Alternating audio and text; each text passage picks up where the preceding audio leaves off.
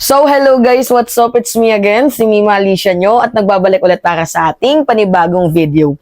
So, ngayon nga po mga minamahal, himay-himayin natin itong ginawang remarks na naman po ni Vice President Sara Duterte na kung saan mga minamahal, itong si Jae Kyung-hoon, sinabi niya na itong mga ginagawa ni Vice President Sara Duterte is a political unrest stemmed from her early aspiration for the presidency.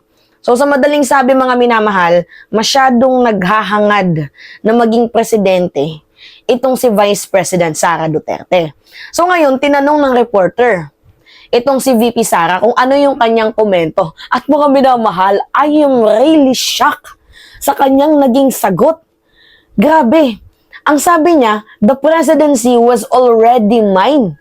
The presidency of 2022 was already mine. Yan yung sabi niya, kanya na daw po yun.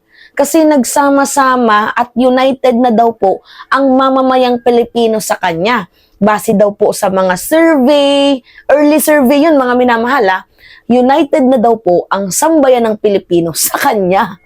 Oh my goodness mga minamahal. Alam nyo, nung nakita ko tong statement ni Sara Duterte, parang ang lakas ng effort niyang mang-gaslight, ang lakas ng radar niya, 'di ba na ay united na yung Pilipino sa iyo. Ibig sabihin kung united na yung Pilipino sa iyo, dapat wala nang mga kakamping.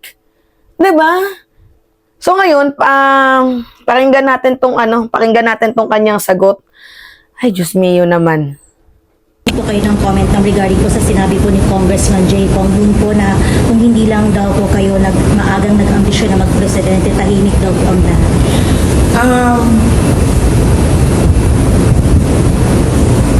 Unang-una, the presidency of 2022 was mine already. Na nanalo na ako sa surveys, lahat ng tao solid na. Rinig nyo, nanalo na daw siya sa surveys. Oo, sige, sa survey, sabihin na natin na nanalo ka. Pero, hindi naman po yun yung dapat na maging actual na basihan mo na ikaw ay panalo na. Yan yung sinasabi ko sa inyo mga minamahal, na itong si Sara Duterte, kapag tinatanong ng impromptu, hindi talaga yan nakakasagot ng maayos. Kaya lagi, dapat nasa likod niya, yung ASEC niya, yung USEC niya, yung advisor niya. Kasi tingnan nyo, ang ginawa niya na naman ngayon, binaon niya na naman po yung sarili niya sa hukay. Imagine yung mga statement na ganito, parang nagmumukha kang, baliw ka na ba? Di ba, yung mga ganitong pangisipan, parang dilulu, di ba? Mga minamahal. Alright, continue natin. United na for my candidacy.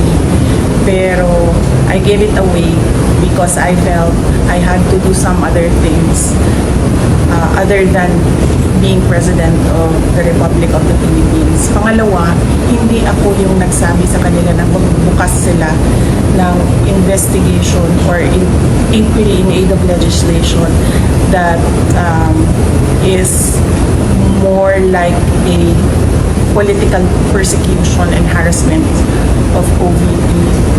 Walang phishing na nangyayari dito. Lahat ay kagagawan mo in the first place. Napaka-basic lang naman. Sagutin mo yung hinaharap na mga questionable misuse of public funds. Pag nasagot mo yun, edi okay. Kaso ang ginagawa mo, instead na sagutin mo, ikaw ay pumupunta sa iba't ibang lugar. O kagaya ng pumunta ka sa kasal nila Rama, pumunta ka sa Calaguas Island, umattend ka sa mga rally-rally, na instead sagutin mo yung mga question na kinakaharap mo. Naka-attend ka nga doon kay Zuleika Lopez sa detention room ng buong magdamag, 'di ba? So bakit hindi mo masamahan si Zuleika kung saan mas kailangan ka, kasi doon yung mga question na kailangan mong harapin for transparency and accountability. Alright. So, wag nila akong i-gaslight into saying na ako ang dahilan ng kaguluhan na ito. Ang kaguluhan na ito ay nagsimula sa sa terrorism nila, sa harassment nila, sa threats nila sa mga personnel ng Office of the Vice President. Okay. Sa terrorism nila, sa harassment nila, sa eme-eme eklavush. So doon daw po nagsimula yung gulo.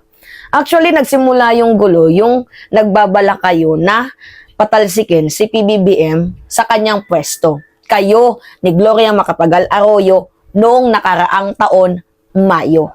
Yan yung nangyari. Kayo ang gumawa ng way para magka-leche-leche ang bansang Pilipinas. Dinamay nyo pa ang mamamayang Pilipino.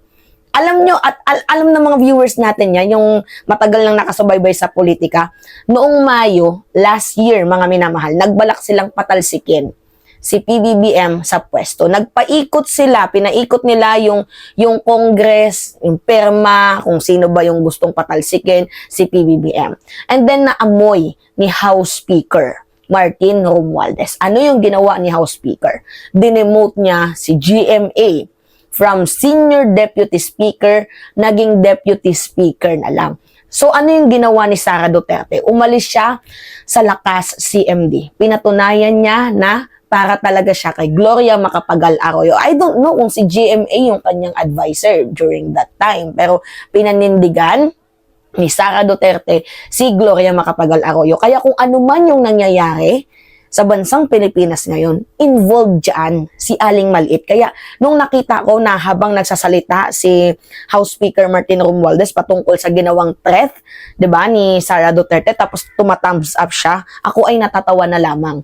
I don't know kung parte din to ng plan nila Sara Duterte, pero GMA po mga minamala, hindi po yan katiwa-tiwalang tao. So ngayon, pinanindigan ni Sara Duterte si GMA. Umalis na naka-CMD at nag-post ng tambaloslos. Diba? So ngayon, nung nag-post siya ng tambaloslos, akala ko okay na kasi after few days, nagkita na naman sila. Sumingit sa eksena yung ama mo. Para kang crying baby. Pumunta ka sa Davao, may picture kayo ng ama mo, nagsumbong ka. Yung ama mo, tinira ang Congress. The most rotten institution is yung Congress. Kasi dyan daw po nagsisimula ang korupsyon. Pero hindi man lang tinira ng ama mo yung Congress nung panahon niya. Diba? So doon na nagsimula ang lahat. Nasabayan pa mga minamahal ng issue sa West Philippine Sea at itong ginawa ni Ka Eric at ni Lorraine Badoy sa Seminay, yung paggawa ng fake news. Doon po nagsimula ang lahat ng yun sa kagagawan ninyo, ni GMA. Kaya wala kang karapatan na mang-gaslight. Dahil in the first place, kasalanan ninyo. So ngayon, yung komento ng mga mamamayang Pilipino, mga minamahal, sabi ni Faith Villapuerte, Dutertism, a practice of gaslighting, twisting, bordering of statement, salitang kanto. Yeah? Sabi ni Daniel Carlos Soriano, this is the level of delusional that clowns responds to. Sabi ni Reb G. Pulido, wow as in sure na sure. Daming nauumay sa'yo. Di ka man lang nahiya dun. Anyway, mga minamahal, yan po, crazy thinking na naman ngayon si VP Sara. Alright? It's me again, si Mima Alicia nyo, at nagbabalik ulit para sa ating panibagong video.